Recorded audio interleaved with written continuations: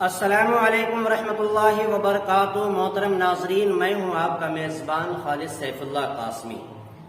جیسا کہ ہم اور آپ جانتے ہیں کہ اسلام ایک عظیم الشان مذہب و ملت ہے۔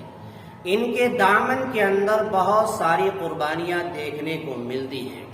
آج میں آپ کو ایک نئی بات بتانے جا رہا ہوں کہ اسلام کے اندر دو عظیم الشان قربانیاں ملتی ہیں۔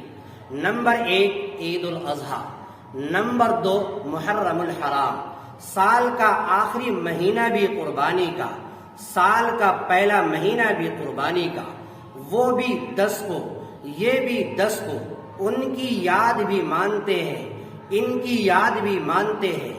وہ ذبح عظیم، یہ شہادت عظیم، ایک نے خواب نبھایا، ایک نے وعدہ نبھایا۔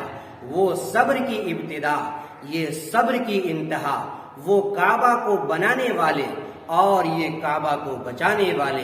ایک کا نام حضرت سیدنا اسماعیل ذبیح اللہ علیہ السلام، دوسرے کا نام حضرت سیدنا امام حسین رضی اللہ تعالی عنہ۔ مجھے امید ہے کہ آج کی اس خاص جانکاری سے آپ مکمل فائدہ اٹھائیں گے۔ اللہ تعالی ہم سب کو عمل کی توفیق عطا فرمائے۔ السلام علیکم ورحمۃ اللہ وبرکاتہ۔